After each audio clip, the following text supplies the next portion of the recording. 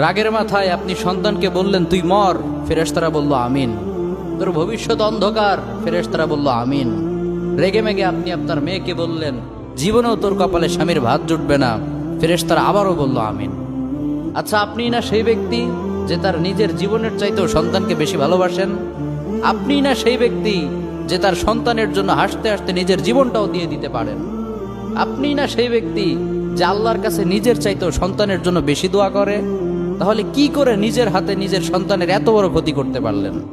Doesn't make any sense. Common sense বলতে কিচ্ছু নাই আপনাদের? আপনারা কি জানেন না আপনাদের রাগের মাথায় বদদোয়া করাগুলো ফেরেশতারা আমিন বলে? দাওয়াতুল ওয়ালিদ আলা ওয়ালাদি, বাবা মা তার সন্তানের জন্য যেই দোয়া করে সেটা ভালো হোক কিংবা বদদোয়া হোক, আল্লাহ সেটাই কবুল করে নেয়। এজন্য খবরদার, নেভার কার্স ইউর চিলড্রেন।